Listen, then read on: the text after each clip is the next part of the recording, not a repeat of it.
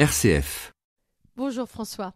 Myriam El Khomri, ministre du Travail, comme chacun sait, a présenté lundi 7 novembre le guide du fait religieux dans l'entreprise privée pour rappeler à tous, employés et employeurs, les règles fixées par le droit.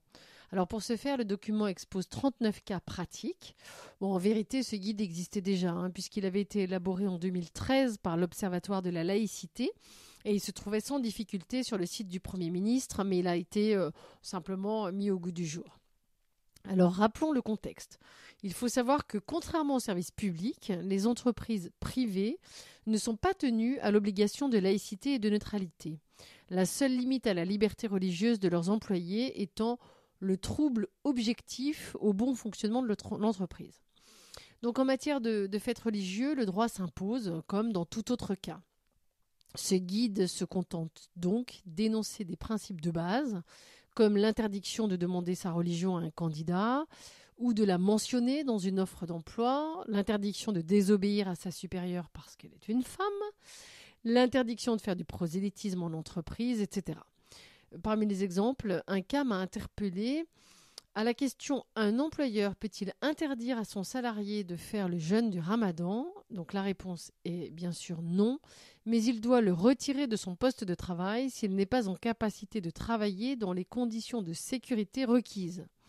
L'employeur peut aussi procéder à un changement d'affectation ou aménager les horaires de travail. En dernier recours, si aucun aménagement ne peut être mis en place, et si l'impossibilité d'exécuter le travail désorganise l'entreprise, alors le licenciement peut être envisagé.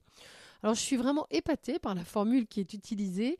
Si l'impossibilité d'exécuter le travail désorganise l'entreprise. Parce que personnellement, je ne connais pas d'entreprise qui se satisfont de l'arrêt de travail d'un salarié et qui n'en connaissent pas de conséquences. Concrètement, si en 2015, 50% des salariés constataient une progression du fait religieux dans l'entreprise, ils sont 65% à dresser ce même constat cette année et en 2014, ils étaient 44%. Donc une grosse progression. Parmi ces personnes sondées, 6 sur 10 se sont dites opposées à une loi sur la religion au travail. Certains cas minoritaires sont conflictuels, concentrés dans certaines entreprises et certaines zones géographiques, mais ces cas représenteraient, selon l'étude, 9% de tous les faits religieux observés en 2016. C'est 3 points de plus qu'en 2015. Aujourd'hui, la loi travail prévoit que le règlement intérieur des entreprises puisse contenir des dispositions inscrivant le principe de neutralité et restreignant la manifestation des convictions des salariés sous certaines conditions. Pourtant, il faut noter que 65% des personnes interrogées y sont opposées. L'étude estime qu'elle ne souhaite pas que l'entreprise impose à ses salariés la neutralité religieuse, notamment par l'intermédiaire d'un règlement intérieur. En conclusion, je dirais que les troubles liés au port de signes religieux visibles sont certainement pénalisants pour l'entreprise lorsque les clients sont choqués. Bien sûr, si les clients sont choqués par le port d'un voile, il faut prévoir de prendre des mesures qui s'imposent.